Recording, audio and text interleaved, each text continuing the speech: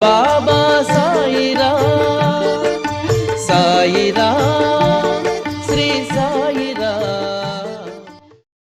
ముంబాయికి చెందిన ఠాకరే సాయిబాబాకు మొక్కుకున్నాడు. సాయిబాబా, నా పని అయితే నేను మీకు 55 రూపాయలు దక్షిణగా ఇస్తాను అన్నాడు. మొక్కుకునే విధంగా ఠాకరే పని పూర్తయింది. అతను మొక్కు తీర్చుకోవడానికి షిరిడీకి వచ్చాడు. తీరా షిరిడీ వచ్చాక అతని మనసు మారిపోయింది. అతను 55 రూపాయలకు బదులుగా కేవలం 5 రూపాయలు మాత్రమే బాబాకి దక్షిణగా ఇచ్చి ముంబాయికి తిరిగి వెళ్ళిపోయాడు. ముంబాయిలో తన ఇంటి లోపలికి వెళ్ళడానికి 4 మెట్లున్నాయి.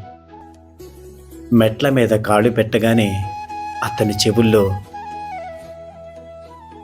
నోరు మూసుకొని నా 50 రూపాయలు నాకివ్వు, అప్పుడు ఇంట్లో అడుగుపెట్టు అన్న మాట వినిపించింది. మెట్టు మెట్టుకి అదే మాట.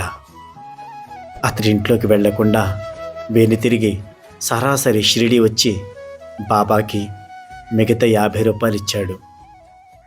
ఆనందంతో ముంబాయికి వెళ్ళిపోయాడు.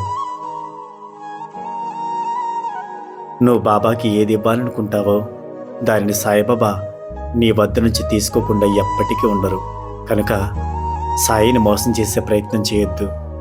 ఆయనను ఎవ్వరూ మోసం చేయలేరు. నీవు లేని చోటు లేదు సాయి.